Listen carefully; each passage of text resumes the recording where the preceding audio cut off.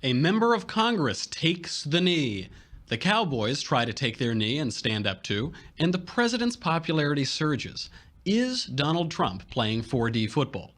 We will discuss the relationship between national sports and nationalism in elections around the world after Germany's shocking election Sunday with an actual journalist, Mary M. Lane.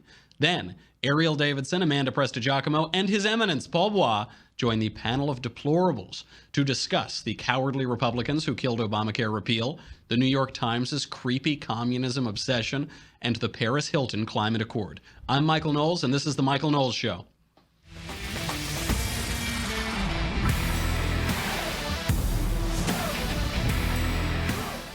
We have an actual journalist coming on this show. Typically, we try to stick strictly to fake news reporters, but we're breaking that rule for once. We're going to have Mary Lane on. She's written for the Washington Post, New York Times, the Wall Street Journal, the New York Times, Associated Press, and she has a really interesting perspective on how these sports protests and football protests relate to nationalism and national elections. But first, we have got to run down very quickly all that has happened in the NFL in just the last 24 hours. You know, Kim Jong-un is about to fire rockets all over the world, but we need to focus on the important things like the National Football League. So, to begin, this just broke about 20 minutes ago.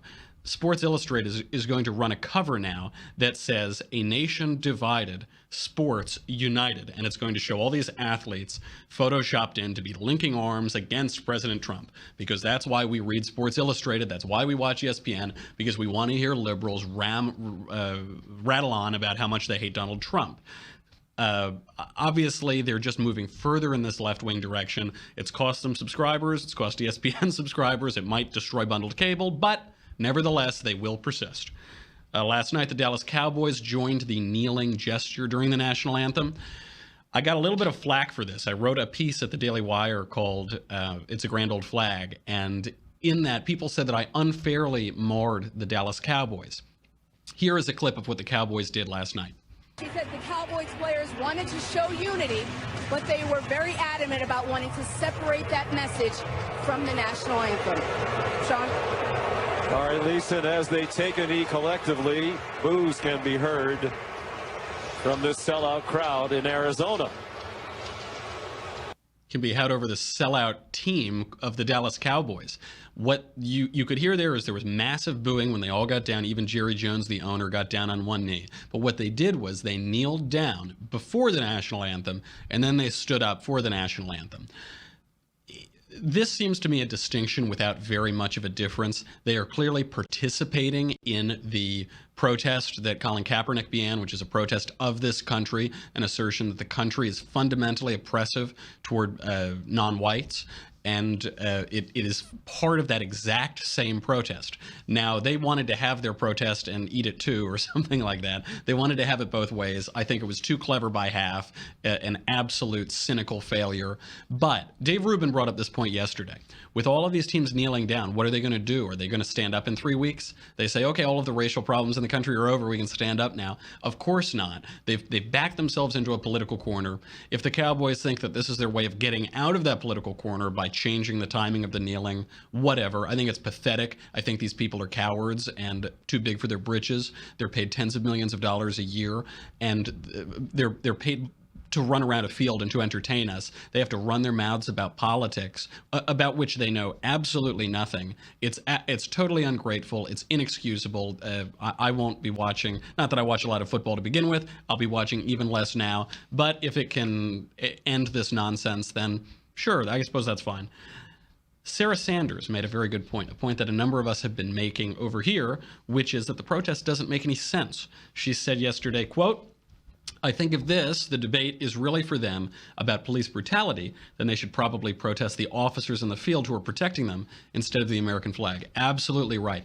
It is a nonsense to protest the American flag. The very fact of your being able to protest that American flag without prosecution is a defeater for your protest in the first place. It undermines the premises of your protest, which is that the country is fundamentally rotten and oppressive toward whichever demographics of people.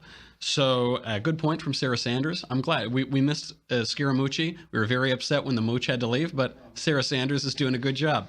Maxine Waters says that Trump should be impeached over his tweets. I don't think that requires any commentary. Gotta love Maxine Waters. And then a Congressional Black Caucus member has decided to take the knee. Here is Sheila Jackson Lee. And you cannot abridge without law and regulation. And there is no regulation that says that these young men cannot stand against the dishonoring of their mothers by you calling them fire the son of a bee. You tell me which of those children's mothers are a son of a bee. That is racism. You cannot deny it. You cannot run for it. And I kneel in honor of them. If anybody could quite make out what the point was that Sheila Jackson Lee had to say, please write in and let me know. This is the same woman who compared the Tea Party to the KKK in 2010. She has nothing of value to add to this country or to the federal government, and she is funny to watch, though. She did make one small point, which is that there's no rule that says that they can't take a knee during the national anthem. I'm not sure about that. There are regulations in the league governing what they can dance to in the end zone. I recommend the lyrics to a song that would be great for them to dance to called It's a Grand Old Flag, It's a High-Flying Flag, and Forever in Peace May She Wave, the emblem of the land I love, the home of the free and the brave. I'm not sure that they'll learn that anytime soon, but anyway, there is now a bipartisan effort underway to strip the NFL of taxpayer funding for stadiums. This bill was co-sponsored by Cory Booker, a Democrat, and James Lankford, a Republican, in June. It is now gaining steam, obviously under very different circumstances, and it's gaining steam on Capitol Hill. Probably people like Cory Booker will pull out of that now that there is this partisan, anti-Trump racial tinge to it, but we'll see what happens. That is all the background. Now we have, if I can ever get my earpiece to work properly, with that, we have to bring in our excellent panel of deplorables. We have a wonderful one today. We have Ariel Davidson from the Hoover Institution, Amanda Prestigiacomo from the Daily Wire, and His Eminence, Paul Bois. So very quickly, I don't want to harp on the NFL too much, but just going around the horn here, Ariel, do you agree with President Trump's handling of this cultural issue? And is he playing 4D football? It's a tough question. It's hard to always predict what's going on in the mind of President Trump. Certainly true. Right? I will say this. I've had a few people ask me this now, and I'll try to keep it short and sweet. And I always direct people to this article that Matthew Betley put out in Weekly Standard. I think it was earlier this morning, and I thought it was a wonderful piece written by a Marine veteran. And he sort of, he said that we should try to approach some level of understanding, perhaps, with both the people who are frustrated by those who are kneeling and for those who are kneeling. My one critique would be that I don't really know what the kneelers want, what the ultimate objective will be after this is done. Are they going to continue to kneel for 3 to 4 weeks? Are they going to kneel indefinitely? So my question would be, whenever we see any sort of activism, there's usually a primary objective at the end of that activism. And not on the left. It's perpetual revolution, Ariel. It's perpetual revolution.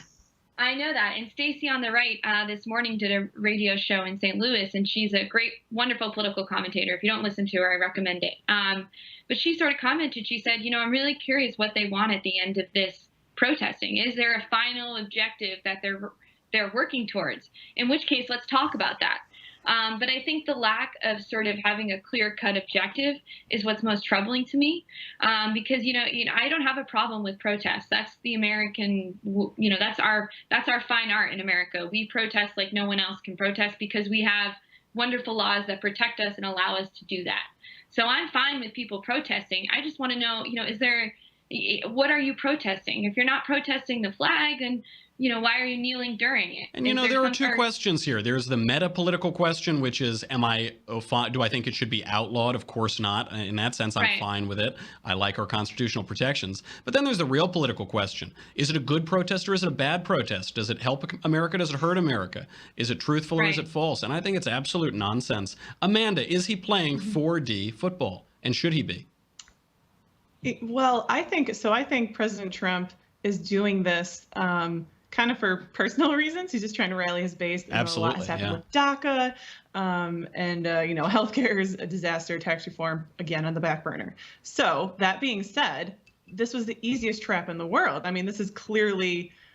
I don't typically say this about President Trump, but this is clearly 4D chess or football, yeah, as you 4D said. football, yeah. I think that makes it rugby.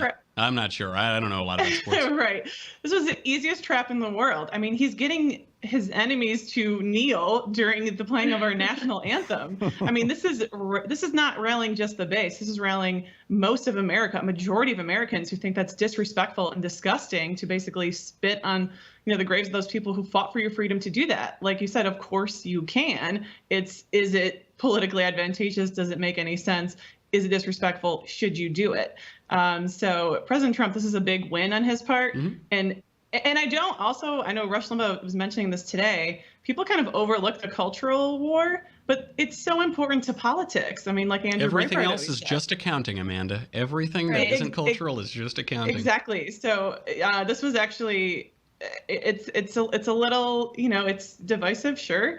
But it's kind of a war that needs to be fought, and they walked right into President Trump's trap. So smart move by him. Your Eminence, Mr. Bois, I know that you think it's 4D chess, so we have to move on to more news. Nominally Republican Senator Susan Collins has given the final nail in the coffin for Obamacare repeal after other nominally Republican senators, John McCain and Rand Paul, also vowed to keep in place the law they promised for 8 years to repeal. Paul Bois, we constantly attack Collins and McCain for stabbing their party in the back, but we seem to let Rand Paul off the hook. What's up with that? Well, because Rand Paul, he dresses it up in the "my principles" rhetoric. And, Susan Collins and John McCain, they do it for political reasons. They do it so they can look nice to the mainstream media and yada, yada, yada. But Rand Paul, he's just doing it because he's Mr. ideologically motivated, and I'm standing for my principles. And frankly, it's narcissistic, and we should call it out every bit as much as John McCain and Susan Collins. It's getting ridiculous at this point. It is navel-gazing. I'm sorry, go ahead. Grow up, Rand Paul. It is navel-gazing. There's this excellent essay, which I frequently recommend, Rationalism in Politics, by Michael Oakeshott. And in it he says, the rationalist, the ideologues like Rand Paul, they're always standing for something. They're never really doing anything, but they're standing, and then they stand. Their legs probably get tired because of all this standing. Well, thanks for your principles, Rand Paul. It's gotten us absolutely nothing. Good job. You've accomplished nothing. Go home. Ariel, Collins seems to have voted against this because her state is poor and because Obamacare expanded Medicaid. If that is the case, if we can get poor states hooked on this with the dependence to the federal government, then is there ever any hope to repeal entitlements? I mean, that was Milton Friedman's point, right? I think we might have brought this up in the past, where there's nothing more permanent than a temporary entitlement program. So that sort of, that speaks to how hard it is to roll back something once you give it away or once you start giving in to people's demands. I think I'm on board, again, going back to the Rand Paul notion, I'm on board with that. I'm happy to be critical of Rand Paul because even though he's sticking to his quote unquote principles, at this point, it's sort of like we can take what we can get. And this would have been a step in the right direction. In terms of Susan Collins, I think we just have a bunch of people in the GOP who are what I call spineless jellyfish. They run on a certain platform and they're unwilling to pull the trigger when it comes to actually enacting what they've run on. I was one of the people that sort of called Susan Collins' office multiple times during various votes, and so I have no shame in doing so. I think that she's been sort of an embarrassment for the GOP. She's not a reliable vote when it comes to conservative principles, and same thing with McCain as well. I think I sort of categorize them as GOP sellouts. Does that mean I think they're bad people? No. But I think when it comes to, that's one thing that bothers me, especially on Twitter. People say, oh, you can't criticize these politicians because, you know, they really are good people. I'm like, yeah, that's fine, but I'm criticizing their policies. Yeah, I think don't their care if they're policies good suck. people. And it must be nice for Rand Paul. It must be nice to be able to stand on the sidelines and pretend at moral superiority while real men go out and do the things that you're too afraid to do and actually risk their political careers to accomplish the thing that they've been promising for 8 years. Must be real nice for Rand Paul. What a principled guy. Love your principles, Rand Paul. Amanda, is it worth primarying these rhinos and running them all out of Congress, or is a liberal Republican better than no Republican at all? Liberal Republicans have gotten us nowhere.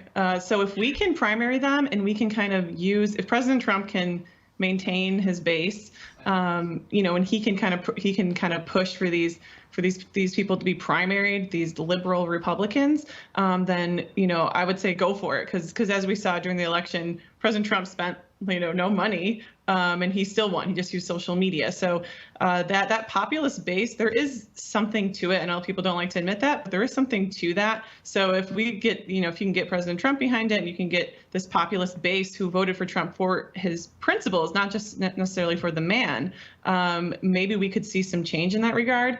It's always hard to challenge an incumbent, but it's possible. I voted for the Covfefe. I didn't vote for the principles or the man, but it's a minor point. Okay, listen, I know that you all want to keep hearing about the New York Times' crazy communist obsession, the new Paris Hilton Climate Accord, and my final thought on President Trump's role in all of this.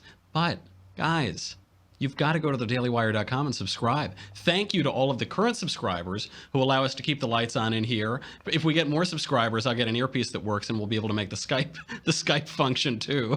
So if you go over there right now, you'll get me, you'll get the Andrew Klavan Show, you'll get the Ben Shapiro Show. I know you're yawning while I say this, but wake up, buddy.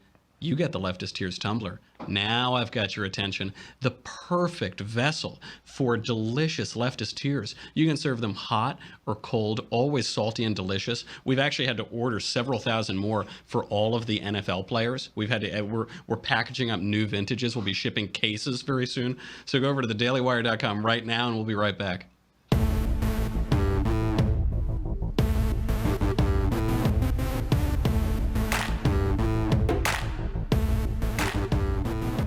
The New York Times is continuing its creepy obsession with communism. The former newspaper of record tweeted yesterday, quote, "For all its flaws, the communist revolution taught Chinese women to dream big."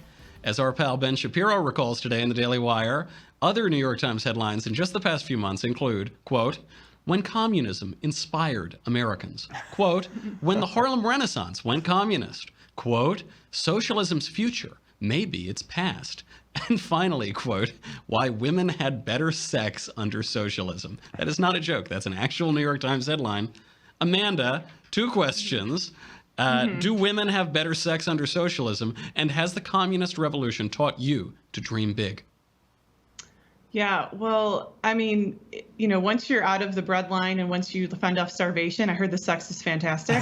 I'm gonna have to take their word for it, but that's what I hear. And then also, actually, you know, once you have so many abortions, forced abortions by the government, you'll become, you know, sterile, you'll be infertile, and then you can just have as much sex as you want, and you know, there'll be no consequences at all. So it could be great, you know. Yeah, it's a utopia you're painting. Ariel, right. Socialism is an old, failed, dead philosophy. Why is it being trotted out as fresh and fun 134 years after the death of Karl Marx?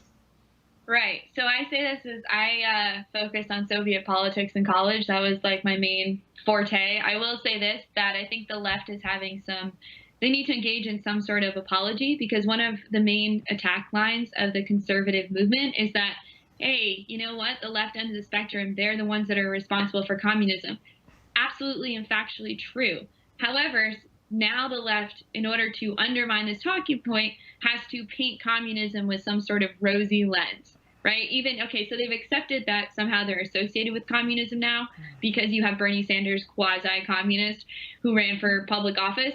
So they've accepted that communism is part of, you know, one of sort of the one branch of their party, but now they need to engage in some sort of apology tour, or at least whitewash it in some way in order to make it an easier pill to swallow. Mm-hmm. I think this plan is going to backfire tremendously, because there are millions and millions of people who have died under communist regimes that are sort of there's no better argument against communism than its existence. So with that being said, I think this is sort of the left's attempt to try to whitewash a part of their history that they don't want to own. But the fact is they own it. They have to own it. And communism will continue to be the biggest argument against any sort of leftist utopia. And the left has been doing this forever. The New York Times' Walter Duranty famously said, "We've seen the future and it works," about the Soviet Union. He denied that there were famines there. I mean, he was an absolute shill and propagandist for them. But, Mr. Bois, Your Eminence Paul Bois, Andrew Klavan says that the New York Times is a former newspaper. He says that because it was a revered institution and now the left has hollowed it out and destroyed it, made it a zombie. Now, we've seen the left do this in a lot of other great institutions. They've done it to my dear old Yale. They've done it to corporate America. They've done it to the mainline Protestant churches.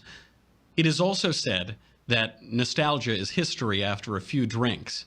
Were these institutions ever really great, or are we just being sentimental and nostalgic?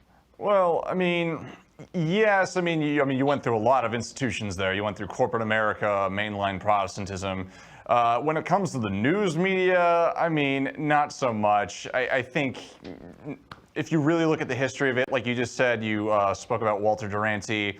Also in the 1950s, there was Operation Mockingbird that was uncovered in the 1970s that showed hundreds of journalists across the country were also in bed with the CIA. And we also have that famous moment during the Vietnam War when Walter Cronkite, after the Tet Offensive, said the war is unwinnable even though we were winning hand over fist. You had Vox's Ezra Klein creating an entire listserv called Journo List to help Barack Obama and hurt John McCain. I'm sorry, can you repeat that again? We had Vox's Ezra Klein created an entire listserv called Journo List to hurt John McCain and to help Barack Obama. Oh yeah, there was of course that. I mean, so it's been prevalent for decades now. Fair enough. We need to move on to much more important issues, global issues, like the brand new Paris Climate Accord, the Paris Hilton Climate Accord. She has solved the so-called climate crisis. She tweeted out yesterday, quote, "This is Earth. It's hot. Don't pollute." As Emily Zanotti pointed out, Paris has now accomplished more in 3 sentences than Al Gore has done in the last 20 years. Ariel, is Paris's summary of the issue really more frivolous than that of most other global warming activists? Or is it just more honest? Is it more honestly frivolous? I think maybe it's more honestly frivolous because she's not citing a potentially shaky study.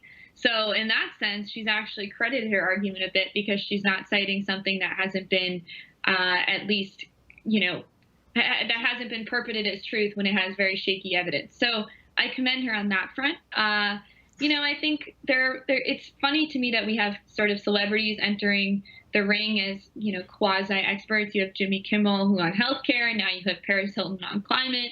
I'm really curious to see what celebrity is going to step up to the plate and become sort of the quote-unquote voice of reason.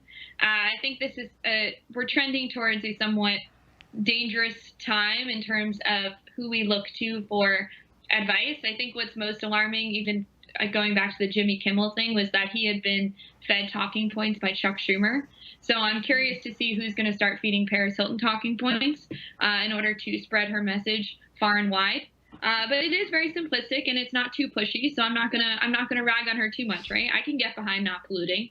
I don't want to see garbage all over the street. I can do that. I guess the left makes me so reactionary. I just want to pour vats of oil on little baby seals and stuff. Right. They do this to me. Why do they make me do this? Amanda, something tells me that Paris does not lose much sleep over the climate. Now, I'm curious, for what percentage of climate alarmists are they genuinely concerned and worried about global warming? And for what percentage of them is this just a social signaling mechanism? I think there's a healthy majority who see this as a money-making scam. I think, and for prominence. If you look at Al Gore, I mean, he has the beachfront home. Why aren't the sea levels going to eat everything up? I mean, he'll float. It's very He'll just phony, keep floating. But yeah. But I also would not put what's her name, Paris Hilton, in this category because I actually admire Paris Hilton. I mean, she has done. I've never seen anyone do so little to get so much money and fame. So I'm actually. I admire Paris You're on the Hilton, Michael Knowles show, Amanda. She, my God, yeah. Paris Hilton He's is amazing. Aside from Michael Knowles, no one has done less to get more. That is true. I do take personal inspiration from her, but she's amazing. I mean, she's pretty. She got famous for being famous. She got rich for being rich. God bless her. That's the American dream. She voted Trump. Apparently. And she voted for Trump. Mr. Bois, your eminence, in many ways, Paris's summary is more reasonable than Al Gore's. Many climate activists seem to worship the earth. To refute the man as the measure of all things is Paris Hilton, the voice of reason. I mean, hey, she just says don't pollute. Okay. All right, I won't pollute. I mean, in a sense, I mean, Paris really boils it all down to their essence. It's just like, it's hot, don't pollute. Oh, okay, all right. All right, that's fine. I guess I'll use the blue bin or whatever. Fair enough. Panel, what a reasonable discussion we've had today. Thank you for being here, a rare reasonable discussion.